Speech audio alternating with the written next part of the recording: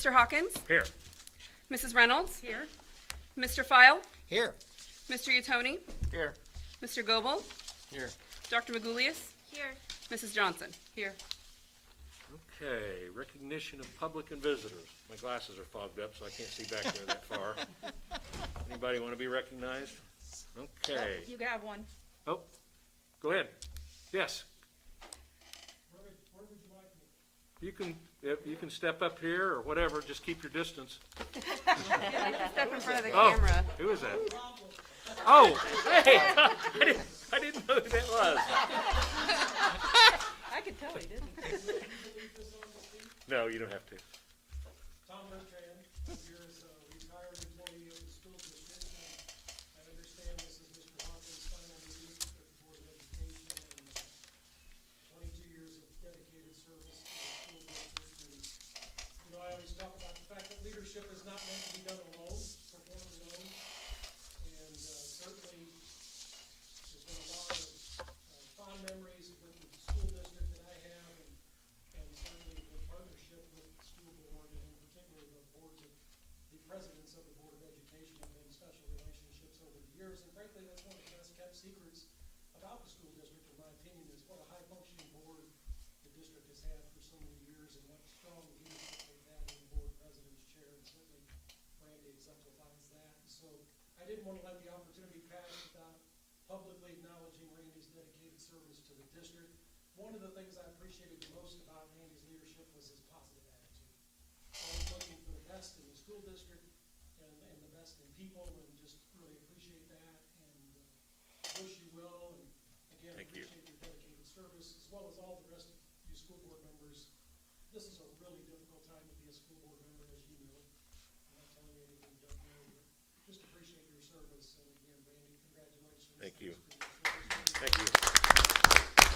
So, Tom, I know you probably want to hang around for the rest of the meeting. I like the view from here a lot better. Yeah, but you're welcome to go. Okay, new business. Amy, you want to talk about the discussion and Yeah, possible it's just action? mostly I wanted to give a little report of what was going on. So this Friday is the annual, I'm gonna take this off to talk. This Friday is the annual resolutions committee meeting. Tom, will I see you there? Okay.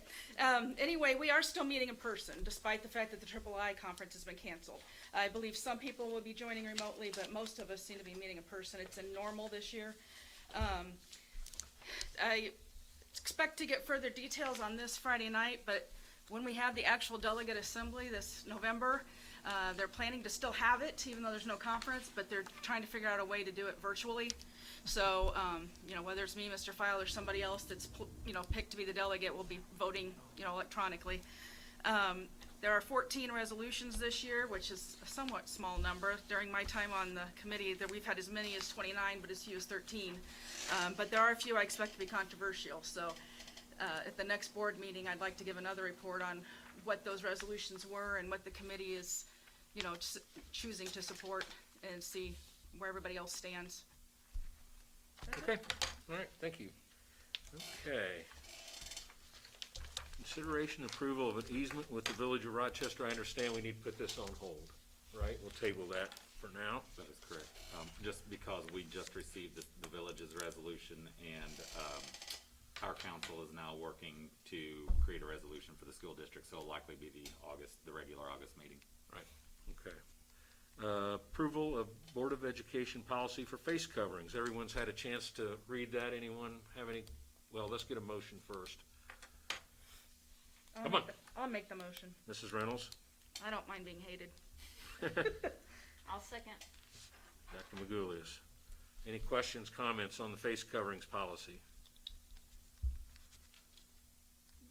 Call the roll. Mr. Hawkins? Yes. Dr. Magulius? Yes. Mr. File? Yes. Mrs. Reynolds? Yes. Mr. Utoni? Yes. Mr. Goebel? Yes. Mrs. Johnson? Yes. Approval of graduation requirements for the class of 2021. You want to talk about that a little bit, Mr. Cox? Or? Yes. In working and preparing for this school year, which, without overstating the obvious, the year is going to be much, much different. the conversation we have had internally, especially with our high school staff, for our seniors, the class of 2021 only, is requiring them to only take the courses that they need, versus taking all the elective courses, especially if we're going to be doing, some type of remote instruction, which we know we're going to be doing a lot of remote instruction on and off throughout the school year. When we looked at that, and as Mr. Ashbaugh and Mr. Tolan worked with our counselors, several students during the second semester would only need a class or two. So we're allowing them the ability to double up in the fall if they so choose, and they would be able to graduate early. Typically, we don't really encourage students to graduate early. Most schools don't encourage them to graduate early. This year is completely different.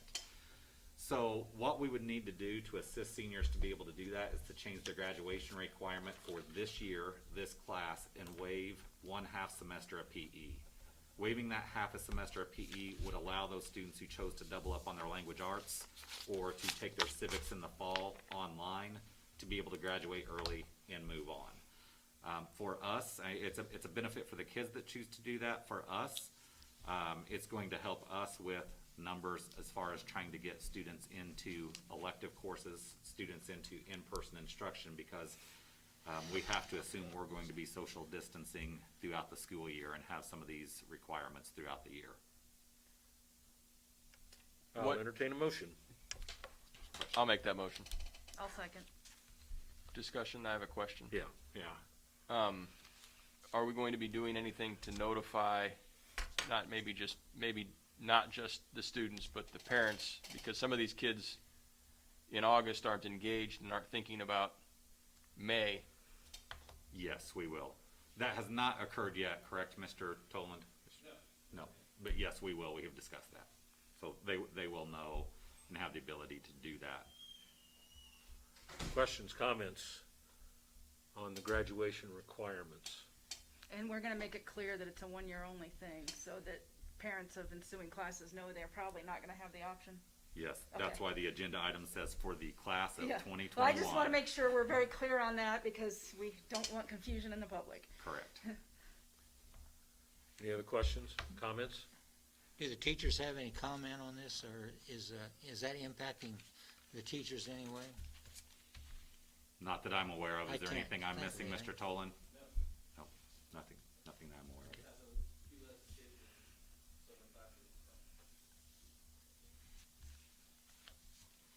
Anything else? Call roll. Mr. Yatoni? Yes. Mr. Goebel? Yes. Mr. Hawkins? Yes. Dr. Magoulias? Yes. Mr. File? Yes. Mrs. Reynolds? Yes. Mrs. Johnson? Yes.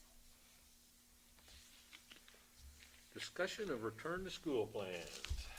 That's what everybody's been waiting for. Got that right. Another understatement. Tomorrow will be. Okay, first and foremost, before I get into this, I want to recognize the work of people throughout our district this summer. Everyone, we've had people inside and outside this room who've worked incredibly, tremendously hard to try to plan for an impossible task amongst unknown, but especially the crew to the side and in the back. Our team of administrators, directors, our secretarial staff have just really had a very unique and difficult summer. They have made plan after plan, only to get hit with roadblocks at every turn.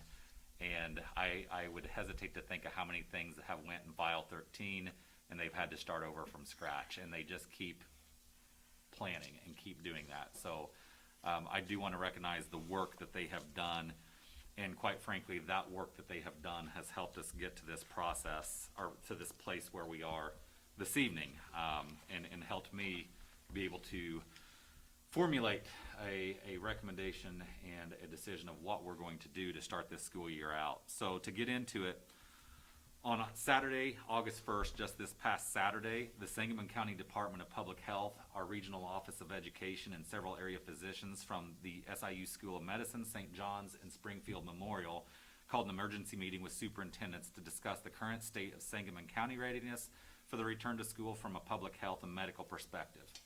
Our discussions surrounded three main topics, and those topics were the rate of the community spread in our community in Sangamon County, the current state and readiness for pediatric COVID testing, and the perceived capacity of public health and medical institutions to provide the level of scaffolded support necessary for schools to reopen and students to remain in attendance.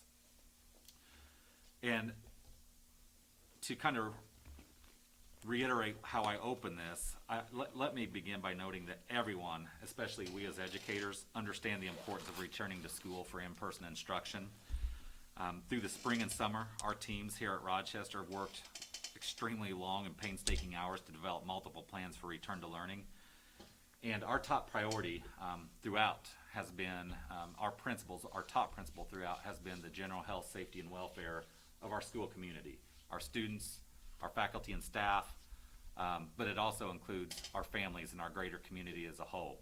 We are much, much more in a school system than just teaching and learning. We affect entire communities, and our decisions have far-reaching ripple effects.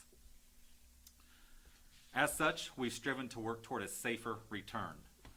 And note that I use the word safer in my writings and when I speak to right now, because just safe and safer are two different things, and we try to mitigate. We're trying to mitigate any risk that we have right now. So we will never use the word safe, but we will use the word safer and try to mitigate any risk that we have.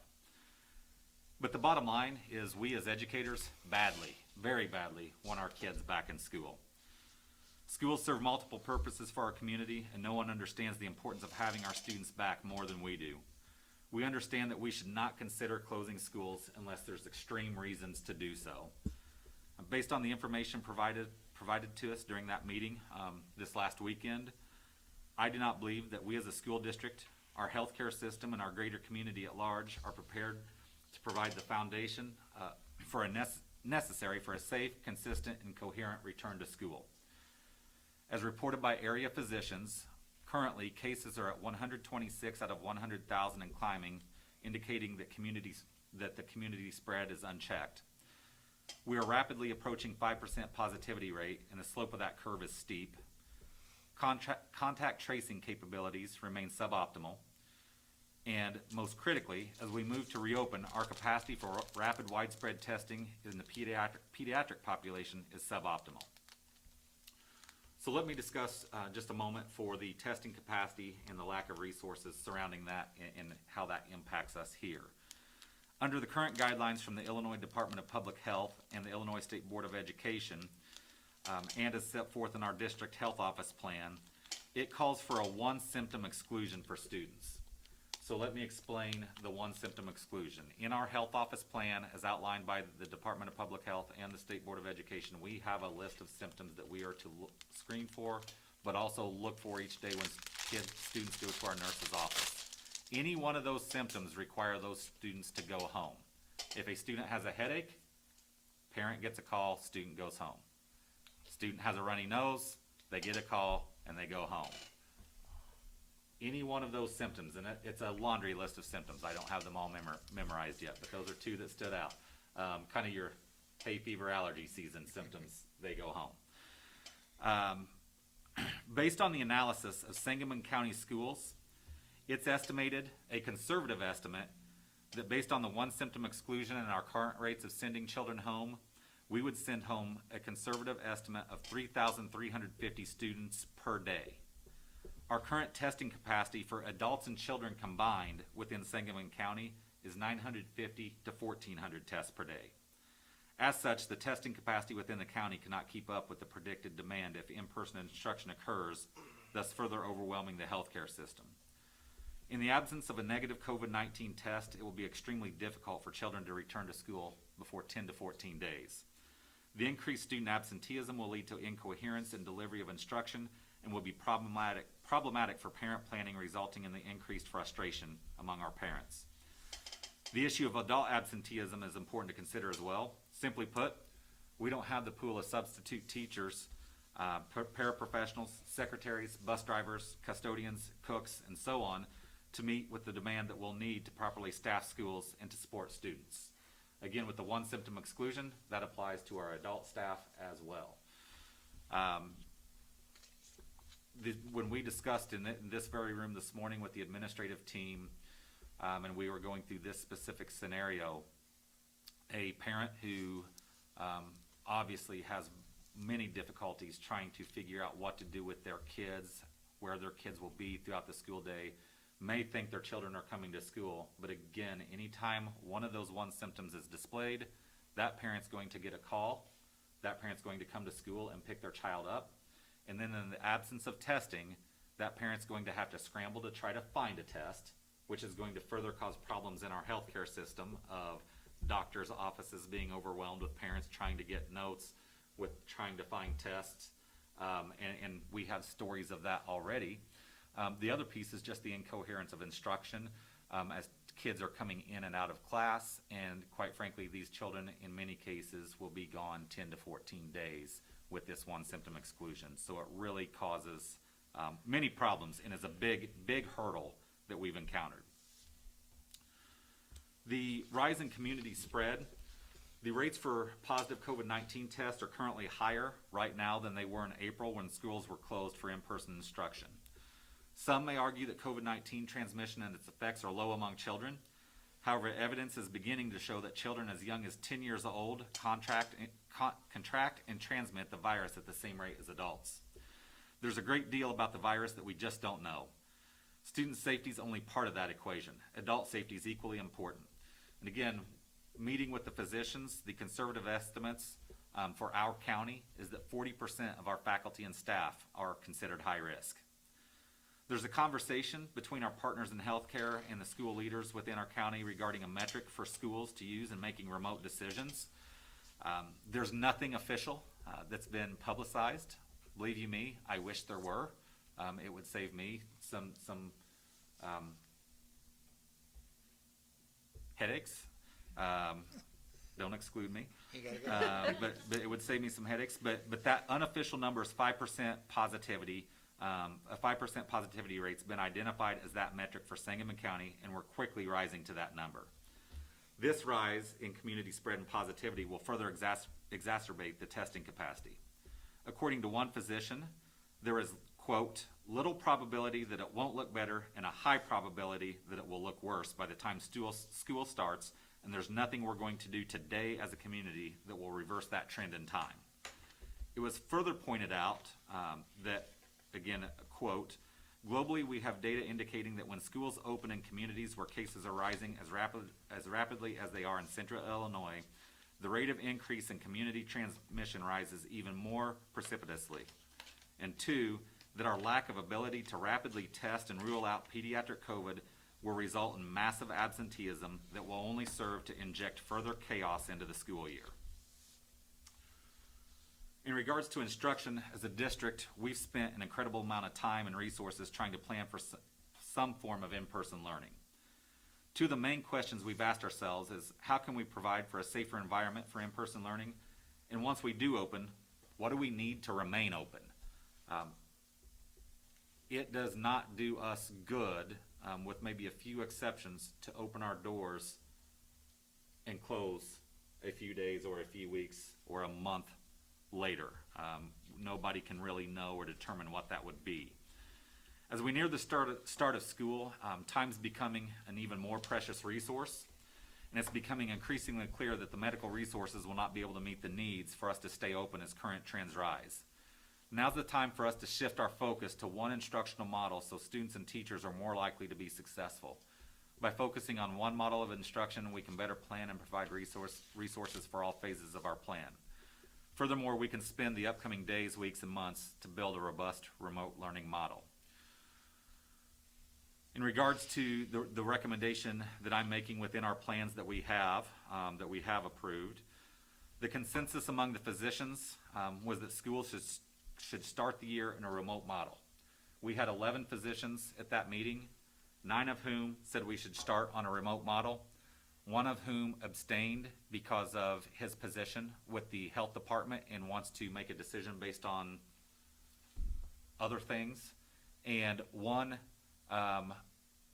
said we should start but recognized it's going to be very difficult to, but wanted to go that way in the spirit of academic discussion and wanting to continue the discussion and how we would work to serve our marginalized students. So that was the discussion and the consensus that was given to us.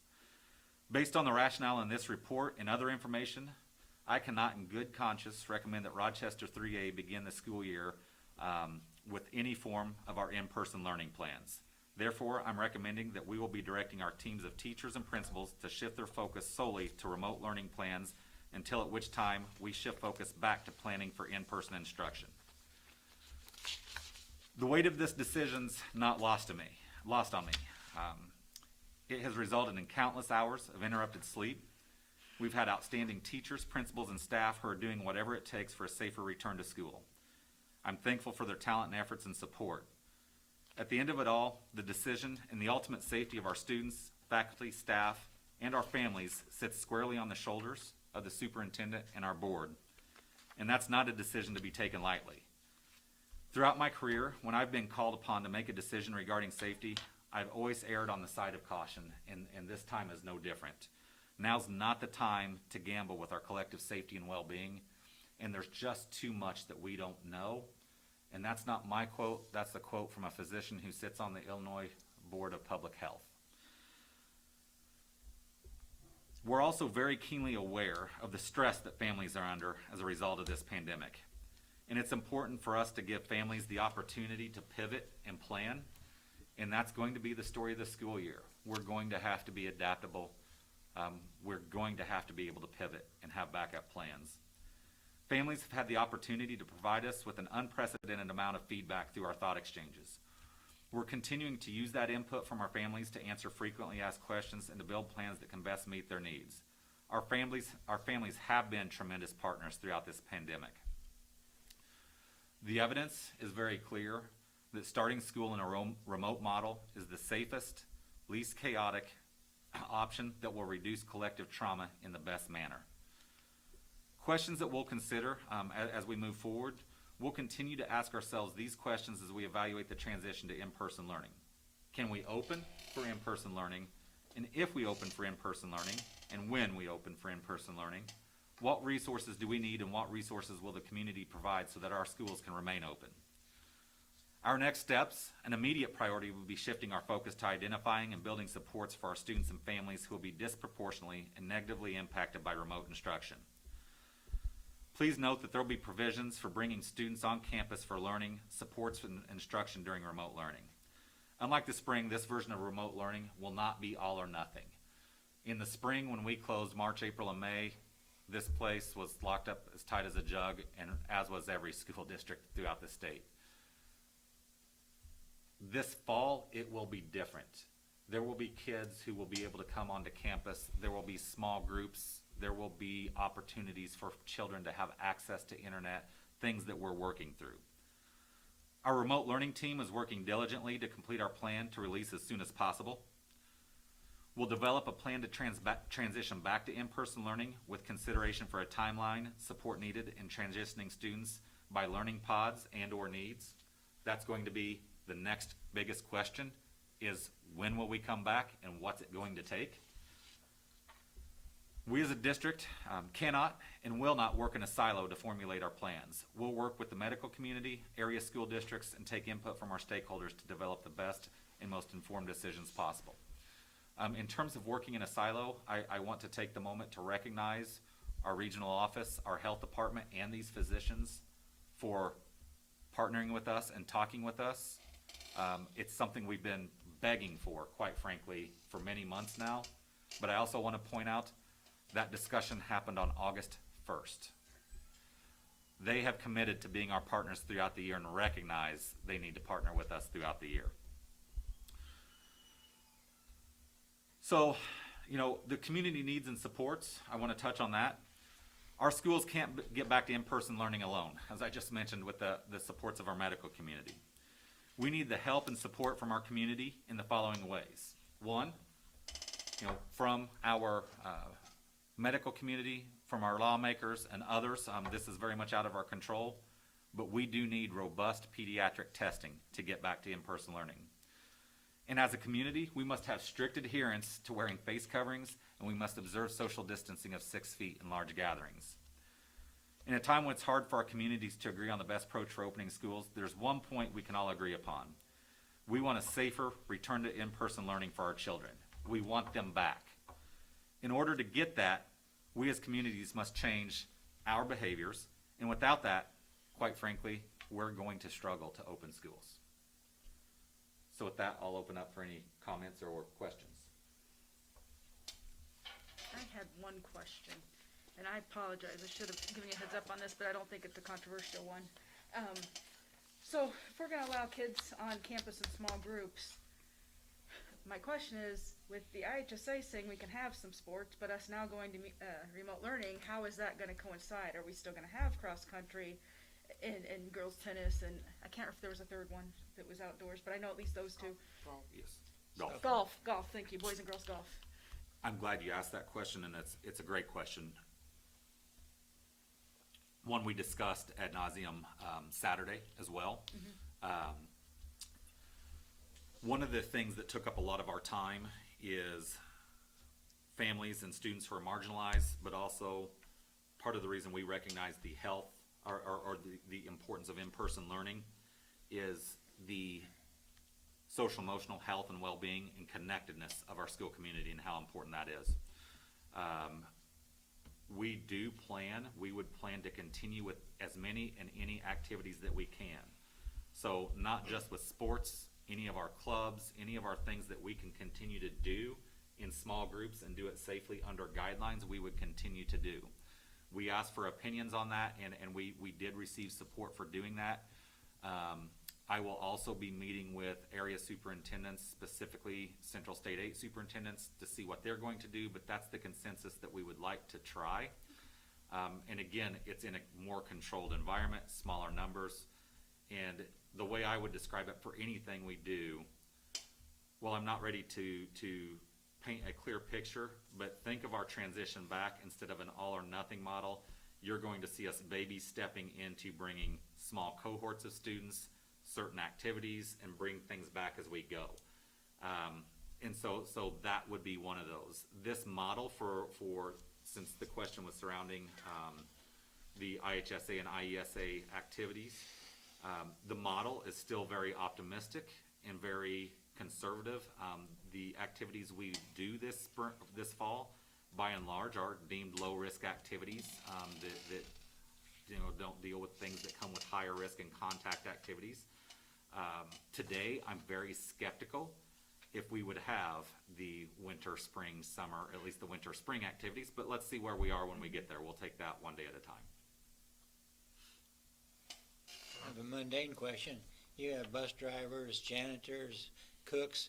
If you keep them on, they'll be here when we need them, but are we going to continue to pay them if there's not much for them to do? It can get kind of boring. So that's a side thing to this, but we have a lot of money that we pay out every month for services that might not be needed. We are working through that, and I have a feeling nobody's going to be bored. Okay. We are going to be keeping our personnel on, as you had mentioned. We have this theme good. within the district. We're going to take care of our people so we can take care of our kids. But we're going to be asking individuals to step up differently. An example, I'm not sure we can do this or not from a logistical standpoint, but an example of a discussion of a brainstorm idea today, transportation would be example, okay? If teachers need students to come in to take a lab class, for example, or individuals need access to internet and need to come in for an hour to the library to hook up to the internet and load things on the computer that they can, but they have difficulty getting here, there's a possibility we could be running almost like a shuttle type of transportation route where we would be bringing kids on and off. Paraprofessionals, again, could be involved in doing direct instruction online. They could be working with students in small tutoring groups. That would be some examples. Cook-wise, obviously we contract those services, and with Cook-wise, they may have to do that differently, but we are still going to have meals that we would deliver, albeit a small amount, and we would also have meals for staff. Several take advantage of that. Custodial-wise, they are not going to be bored because we're going to have people in the building, and actually it's probably a good opportunity for them to practice the frequency of cleaning of high-touch surfaces, because we'll have employees in the buildings during the day. So we are still going to need to pick up the frequency of cleaning of high-touch surfaces in other areas. I'm concerned about parents with small children. In the spring, they all stopped working. They were home with their kids. But in the fall, they're going to be going back to work. So how can we help them, the parents that have small kids, when both parents work? Don't have that answer. Yeah, but I don't either. It's a hard one. And being very sensitive to that, extremely sensitive to that, I'm not sure we can. I'm not sure we have the capacity and the ability to do that. We've done everything we can to just try to get to school. I think that, Mr. Utoni, was the piece that weighed on me over the weekend the most, in terms of whenever I hadn't thought about the child care issue in the other context of, even if we have in-person instruction, even if we went 5 days a week, we are going to have a significant child care challenge, because children are going to be being sent home on a more frequent and longer basis, especially with the lack of testing. So no matter our model, and that was what really hit me, no matter the model we have, child care is going to be a significant challenge. And I wish I had that answer. I probably wouldn't be sitting here. I'd probably be making a lot of money somewhere if I had the answer for child care. But schools throughout the state are struggling with that. We're open to ideas, but we don't have the answer. I think we're better off with the plan that you have for parents dealing with childcare, because right now they've got some time to plan, some time to prepare, and we're dealing with, I'm dealing with childcare issues right now. I've got, my 2 older boys, but I got 2 little ones that I'm not comfortable leaving them unsupervised all day, but I deal with that every summer with the expectation that come the school year, I get a reprieve. But we're having to, call grandparents in for, That's what you got, Grandma. into service, and Grandma. high school age students are getting paid to watch my kids this summer, and that may continue. We're starting to see some of that more anecdotally, but I'm hearing more of that popping up through the communities where they're calling them homework pods or learning pods. I'm hearing some of that. I'm seeing some maybe entrepreneurial young and college age students that are advertising their services and things of that nature. The hard part right now is, and I just had a conversation with my mom on the way here, is what is schoolwork going to look like? She's a retired special ed teacher, so she can teach, but she doesn't know what is she going to be asked to do. Is she going to be supervising 2 kids who are on a computer plugged in, or is there going to be any pencil and paper component to it, or are the children expected to be sort of plugged in from 8:30 to 2:30, or is it go at your own pace? In the spring, when we shut down, my children were doing homework and schoolwork at the craziest hours. Mm-hmm. Playing video games and take a break and do homework for a while, and they were actually doing homework on some of their headsets where they would, playing video games and talking about homework at the same time. It was crazy. And my mom's not going to know how to handle that and what that looks like, because that's not what schoolwork looked like when she was a teacher. So I want to be able to help the babysitters and the grandparents know what they can do to help children do distance learning, because they don't know and I don't know what to tell them. And that's part of what we're doing and why we're making this decision now. We've when I say this, you'll probably see all the principals' heads tilt back because they've heard this 100 times. We've spent all summer and thousands of hours just trying to figure out how to get kids through the door. It's been all logistics and not learning. And that was the other piece, is we need to focus on learning, and we're not alone in that. And so by picking this model and this one model, it has a better chance for us to be successful instructionally, and we will get better as we go. So today and prior to today, it's not just been this week. We have been working on learning and the remote learning piece through the summer. But the very questions you pose are the things that we're putting out in pretty short order with the understanding this is going to be a living document.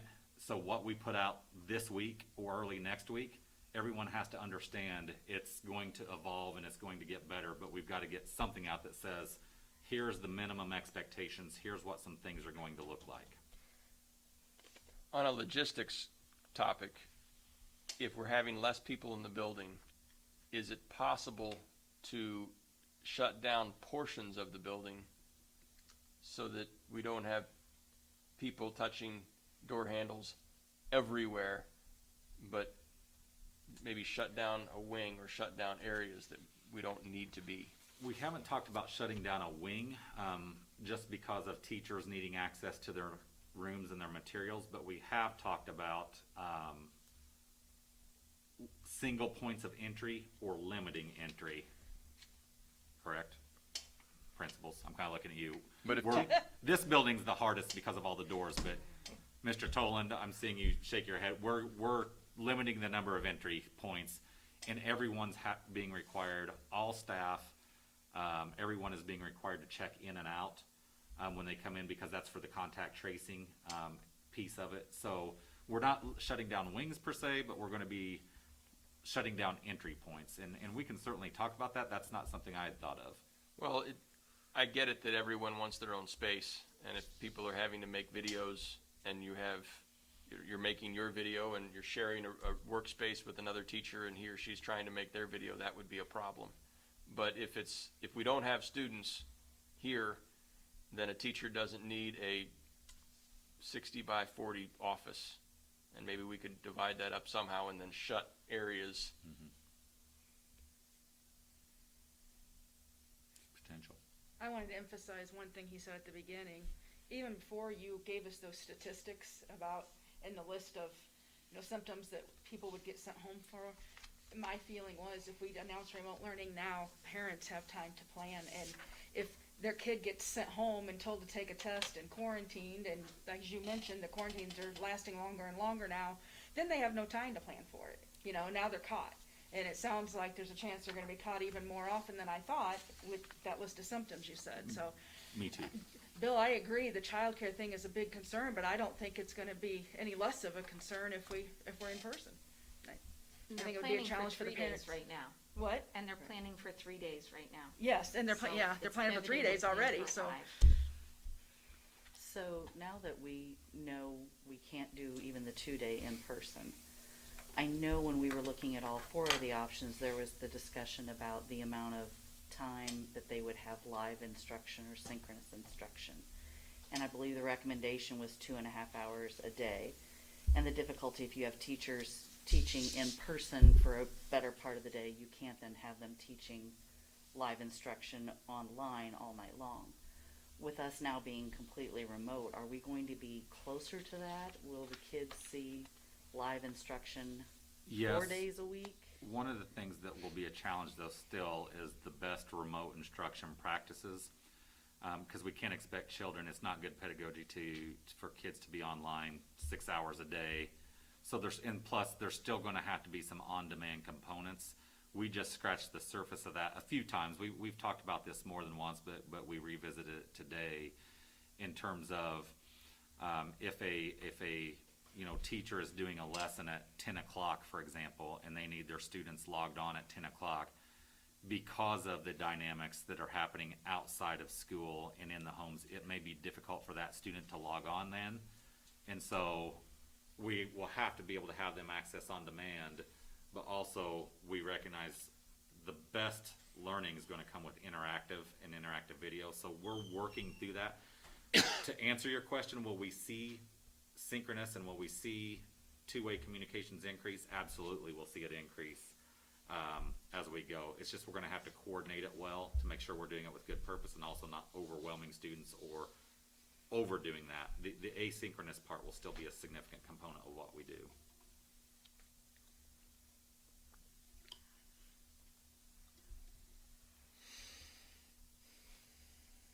Good job. To start. Yeah. It's a wild Really, start, it is. Mr. Hawkins. I mean, we have to get started on. It's not the start you Working want. We know But that. nobody. Yeah. And I know you said you're working on when that in-person transition would happen. Did any of the experts at the meeting on Saturday give projections as to when they thought that might happen? You can't see the look on my face. I can see the eyes going a little. The virus is gonna determine that. It is. And I recognize that. I just didn't know if they, again, So- they've been watching the trends in it. and Here's where what it's we're going. discussing. And I think everybody in the room said it sounded reasonable. What we're discussing, but I reserve the right to, alter this a bit, is at the end of the first quarter, reevaluating, which really means we'd start evaluating 3 weeks before that on the health data with the medical professionals and see where we are at the end of the first quarter. And again, instead of this all or nothing or this 50% or nothing, what you will likely see is, even before the end of the first quarter, us working to get small pods and small groups of students back in the building and involved. That's going to be the biggest change for people to understand, is we're going to have opportunities for students to start coming in before that date when we say, hey, we're back. It's going to be a gradual build versus a flipping of the switch. So our plan right now is to look at the end of the first quarter. I hope things change based on current data. I don't see us being in a model much different than where we are through the entire first semester.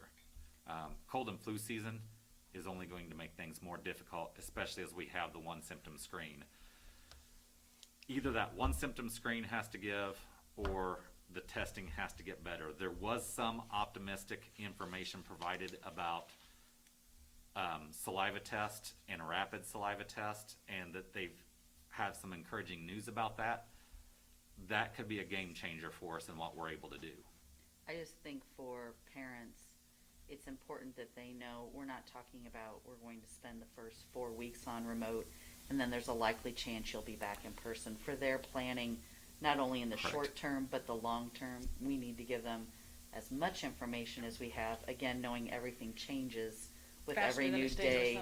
same. Without having Yeah. without having an in-depth conversation with principals and teachers about this, academically, it makes the most sense to try to make those big changes at the quarter of the semester.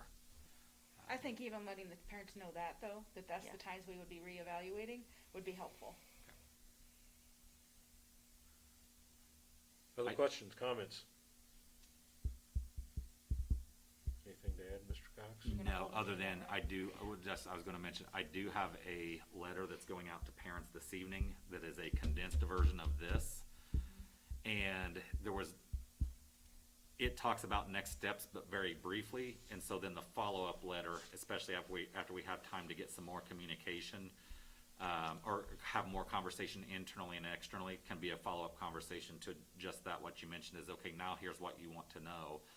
I also want to have the opportunity tomorrow morning to see, there are a few special meetings tonight, and I don't know what's coming out of them throughout the region, but we will try as much as possible to work together. Again, trying not to work in silos, but everybody has their own dynamics and their own challenges to work through in their individual districts, but that's something else I want to look at too. Good? Okay. I will entertain a motion to go into closed session for the appointment, employment, compensation, discipline, performance, or dismissal of specific employees, and the selection of a person to fill a public office. So moved. Mr. Second. Iuttoni. Mr. Second. Goebel. Call a roll. Mrs. Johnson? Yes. Mr. Iuttoni? Yes. Mr. Goebel? Yes. Mr. Hawkins? Yes. Mrs. Reynolds? Yes. Mr. File? Yes. Dr. Magulius? Yes. Son Cal, and my granddaughter May and Megan, which many of you know, and Adrian. So, yeah. So She's wanting you to acknowledge somebody else. oh, I'm sorry, who's that? Justin. Hi, Justin, I didn't recognize you. Did you get a haircut? Yeah. And Adrian's significant other, Justin. Welcome. So, I'll entertain a motion to approve the I'm a little shook up here, Yeah. personnel report. So moved. Second. Call roll. Mrs. Johnson? Yes. Mr. Utoni? Yes. Dr. Magulius? Yes. Mr. Hawkins? Yes. Mr. Goebel? Yes. Mr. File? Yes. Mrs. Reynolds? Yes. So, I gave you all my letter of resignation. Just to clarify things, I'm not sick. I'm not mad. It's time. I was telling the folks out in the lobby earlier, I said, what we should have done, Brenda, last night is pop some popcorn and started a rumor on who's your teacher, on why I'm leaving, and then just sit back there and eat the popcorn and enjoy. It'll start itself. Yeah, it'll start itself. It'll start itself. So it's been a pleasure. I'll just read my letter. Please accept my resignation from the Rochester 3A Board of Education effective August 3rd, 2020. It has been an honor to serve the Rochester School District over 22 years, the last 12 as president of the board. I would not consider this resignation if not for the appointment of Mr. Dan Cox as superintendent and the quality of candidates that applied for Mrs. Odell's vacancy. The future of the district is in good hands. I would like to thank the current and past members of the Rochester Board of Education for their commitment to the children we represent and your trust in my leadership. I also want to thank Dr. Tom Bertrand, he left, I don't blame him, and Mr. Bruce Hayes for guiding and supporting me during my time on the board, as well as my wife Brenda for tolerating all the hours spent on the phone serving the district. You know, when I first ran for a board, I always tell people run for a board, don't come on the board with an agenda. Don't come to fire a coach or because you don't like some word in one of the textbooks. But I have to be very honest with you. When I first ran, I had an agenda, and I think she's gone now, but it was to get Adrian in Carrie Ross's class. So it probably, and is she still here? Yeah. Worked too, didn't it? So anyway, I've thoroughly enjoyed, I've developed friendships that I would have never had before serving on the Rochester board. It's been, you know, the one challenge I would give you all, and I don't do this all the time, but on every action, think, what does this do for our kids? Every single thing we do should go back to the kids and the families we serve. You've always done it to this point, and I'll say it again. Think about the kids first. So with that, I'm going to go watch the Cubs. Not yet. Not yet. Not yet. Hold on. I have a little story I want to tell, and then I'm going to read a statement. The story is from 12 years ago, next April. Todd and I's first meeting on the board. Our first meeting when we were seated on the board, and Randy was elected president. That was your first meeting as president. And you made a comment, I don't remember the exact words, but you made a comment like, I've been waiting a long time for this position, and I'm very excited to be in this position as president. And I could just see the pride in his face from that day, 12 years ago, on his first day as president of the board. And I'll always remember that day, the pride in his face, so. Thank you. And now I want to read a statement that we all prepared, we all collaborated on, the legacy of Randy Hawkins. Randy Hawkins' legacy will be tough to beat or even match. For decades, he has been synonymous with Rochester schools. Researching and listing all of his accomplishments are numerous, so we will simply share some of the highlights. He was a charter member of the Rochester Education Foundation, which enhances education in Rochester by funding special projects and has awarded over $100,000 in scholarships. He oversaw the construction of 4 new school buildings, the building of the Rochester Athletic Complex, and the acquisition of new property. Curriculum-wise, he ensured that district curriculum was expanded and that special education services were moved in-house, allowing Rochester the flexibility to more closely work with families to design IEPs that best fit the student. He led the initiative to have a one-to-one computer for Rochester students. He was instrumental in hiring superintendents, something that has only been done 7 times in Rochester. He was a leader in getting a football program established in Rochester, a program that has had just a little bit of success. and followed that up by improving and expanding the school's sports facilities. He was a major contributor to Rocket Booster Stadium. He coached many Rochester teams, winning an IESA state championship.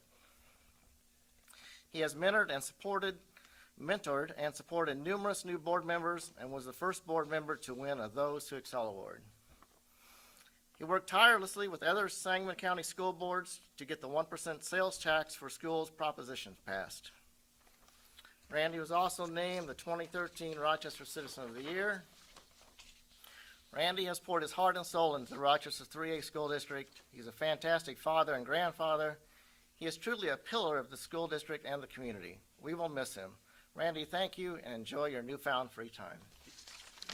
You didn't mention husband, Brenda. Thank you, thank you, thank you. It's been a pleasure. Oh, thank you, thanks. Okay, The card. Nope, card. Oh. And a card. oh, thank you. I'll entertain a motion to adjourn. Not yet, we've gotta have elections. Oh, that's right. I'm sorry, Oh, yeah. I'm sorry, yeah. Bill, so now I need to appoint, you Bill's have to- president. Bill read Bill's that as president, okay, president. all right. Unless you make a comeback. You can sit in the peanut gallery and. Yeah, I know. I'll go over there. My granddaughter's going. I was gonna try to get a hold of her. Try reading books. Go ahead, Bill. Randy, I told them I wanted to read that statement as president. Yeah. Okay. Well, can we tell them what we've also talked about, Bill, about your presidency? Sure, because that's going to be the one statement of my presidency. You're one and only, huh? Yes, my one and only. This is the final 8 months of my term. I'm not going to run again in April. So I think it's best that the president of the school board be somebody who has some continuity to work with the school board, the school, Mr. Cox. So I resign as president of the Rochester School Board. Are you gonna open the floor for nomination? I'm going to open the floor for nominations for president. It's not Well, here's always- what happens next, actually. First, as a side note, if we have any foundation trivia nights, a question has to get stuck in there, the shortest tenure of president in Rochester. I got We it. will all be ringers for that. That's a great question. It's a good one. We actually have to have a nomination to make Bill President Pro-Tem to run the election for president. right. So the first nomination would be President Pro-Tem. I'll make Don't that we, nomination. don't we adjourn, signed aye, and then we start back over? Yes. Do we need to adjourn? Okay. Okay. Hang on. All right, so somebody needs to make a motion to adjourn. I did. I made a Signed motion for you to aye. be President Pro Tem. Now we're need- going to do that first. Signed I first. Sign Signed aye aye. first. It's Sideline. Latin, it means without, Close out the But old without board. life. They say it's close out the Oh. old board. Okay. without death. Okay, I'll make that motion. When you, a Sorry, second. I missed that comment. I couldn't hear. Yeah, I'm sorry. And he seconded as president. Okay. Call the roll. Call the roll. Sure. Dr. Magulius? Yes. Mrs. Johnson? Yes. Mr. Hawkins? Nope. Mr. Goebel? Yes. Mr. Utoni? Yes. Mr. File? Yes. Mrs. Reynolds? Yes. My apologies. Now you adjourn. All right. Now I can take nominations for president of the Rochester School Board. We gotta do nomination for President Pro-Tem. Oh, I'm Oh, sorry. yeah, you're not President Pro Tem I'm yet. still Do we have to jumping go ahead. back in? All Or right. we just I make a adjourn? motion to make Bill President Pro Tem. I'll second. Okay, I'll fix it. Okay. Can you call the roll for that, Katie? You Yes, don't give me exactly 1 do second. this all the time. All right, so Mrs. Reynolds, you're first, who was the second? That was I did. Amy. Mrs. Johnson, okay. The most I usually talk in board meetings. All right, Mr. File, Yes. Mrs. Reynolds, Yes. Dr. Magulius, Yes. Mrs. Johnson, Yes. Mr. Goebel, Yes. Mr. Utoni. Yes. Now, I'll take nominations for president of the Rochester School Board. I'll nominate Christy Magulius. All right. Do we have a second? I'll second. All right. Any other nominations? No other nominations. I guess Dr. Magulius, you are now the president of the Rochester School Board. No, we gotta call roll, don't we? Yeah, I think so. There's no other nominations. Unless By somebody acclamation. says, Oh, move the- okay. Move the Awesome. nomination Okay. be closed by acclamation. We, Yeah, you can just announce or announce it By that it's by acclamation. acclamation. Thank you, Seeing for no further nominations, yes. thank you, thank you. And, wow, first of all, hold on. I just, had a little stomach flip and a heart jump right there because, you left, Bigfoot-sized shoes to fill. And if I can do that, you know, half as well, we will all still be in an excellent place. So I'll be reaching out. I'll be asking some questions as we go. So if I am seated as president, I just want to check in with Bill to see if he wants to stay vice president or if you want to step down from vice president. No, I believe I should also step down as vice president to somebody who's gonna be here longer than 8 months. How that works in the minutes, just for the minutes, there is no vice president, so you don't even have Okay. to really step down. All right. Okay. Because the minute you took the presidency, Oh, that's right. there was a vacancy. Okay, There's a I would vacancy. like to resign as secretary. Okay. So I need to call an election for vice president and then secretary. So we'll start with the vice president. And is there a nomination for the vice president's position? I will nominate Amy Reynolds. Second. I'll second. Todd got it. Okay. Now you, Are there any other nom- there you go. nominations? Okay. Congratulations, Amy, Vice President of the Board. And now I'd like to ask for any nominations for Secretary of the Board. I would like to nominate Amy Johnson. Second? Thank you. Are there any other nominations?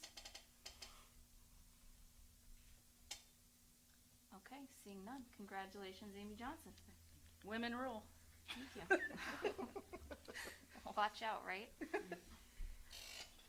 Okay, we have those positions settled now, and I want to thank everybody for their coordination with all of that, and to get us started, because our next steps are big, and the next pieces of work that we have to do are important. So I'm glad that the positions are settled and that we're ready to step into our next goals, which will include the announcement to our public for remote instruction, guiding our staff and our students and our families through remote instruction, and selecting a 7th member for our board. So that's it. Now, how will I close this meeting? Motion to Ask for a motion to adjourn. So moved. Thank you. Second. Second. Oh, sorry, Mr. File, give I it to Mr. can't File. beat her, Give it to Mr. File, it's all right. All right, we are adjourned. All those in Well, favor? All in everybody favor? say aye. Oh, everybody say aye. Aye. Aye.